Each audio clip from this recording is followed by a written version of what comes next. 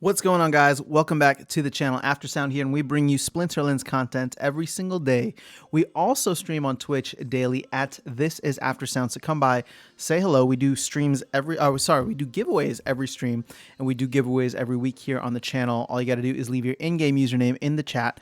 Oh my gosh, I'm getting these two platforms mixed up. All you got to do is leave your in-game username in the comments section, and I go through on a weekly basis and pick out my favorite ones and send you guys some DEC in-game.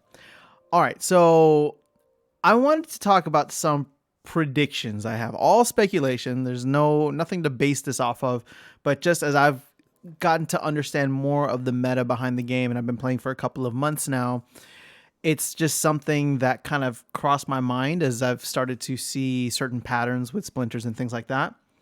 So I wanted to talk about the fire splinter specifically and what some of the predictions I have, or maybe just one major prediction that I have for fire overall when Chaos Legion comes out. And if you guys want to see some of the other splinters, I haven't thought through a lot of those yet, but if this is interesting for folks, or at least they want me to speculate or speculate with me in the comments, I don't know, it could be fun.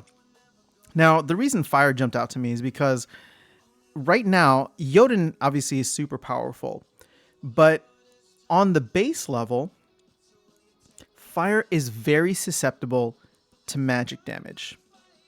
So what I'm thinking, right?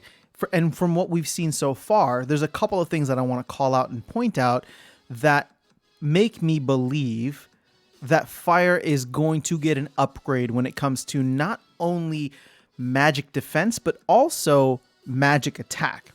Okay.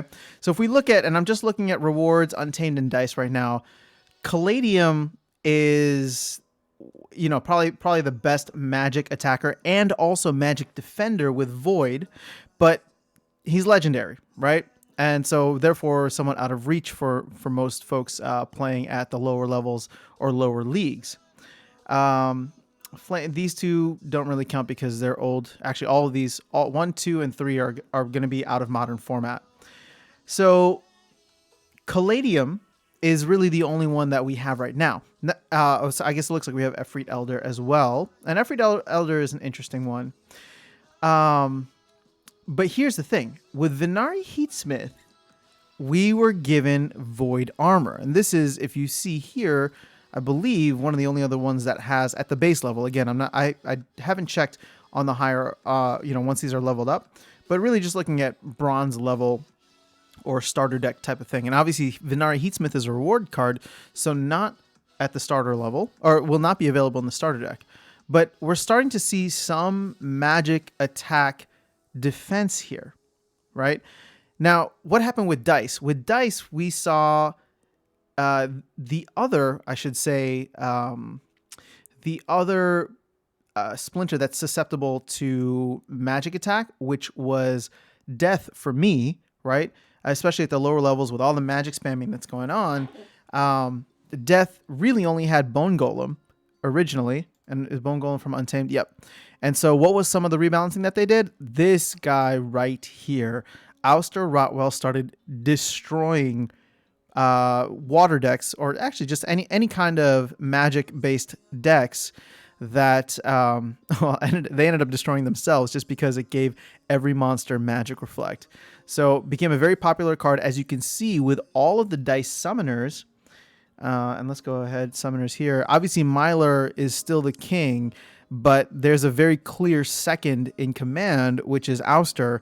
And I'm just doing this based off of overall price, right? So Ouster to me, after Mylar, has, one of the biggest benefits in terms of exactly when to play him and when he can come in handy. So let's go ahead and go back to the fire. So what are the other things that I'm looking at too? We know with the new Djinns that have come in, right? And there have actually been 4, but I'm discounting or leaving out the Dragon Djinn, which is Djinn Chawala.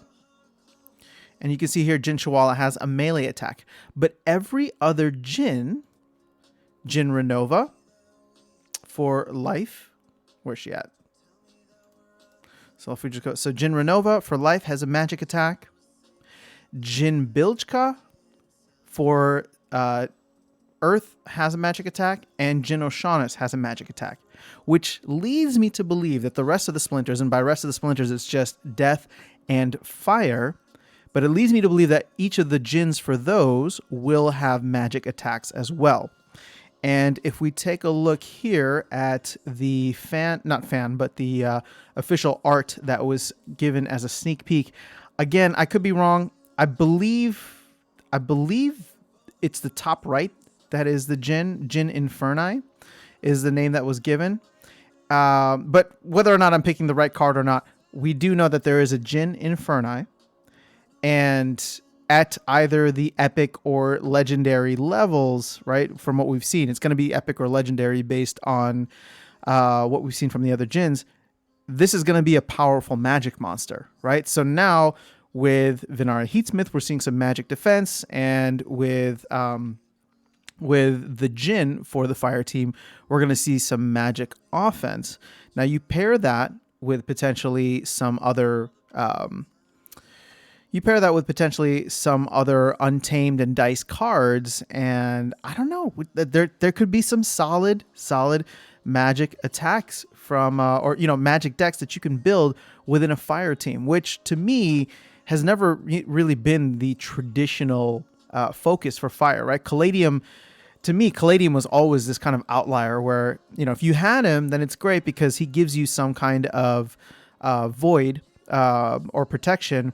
But the thing is, with death and fire, there's really no tank heal ability available.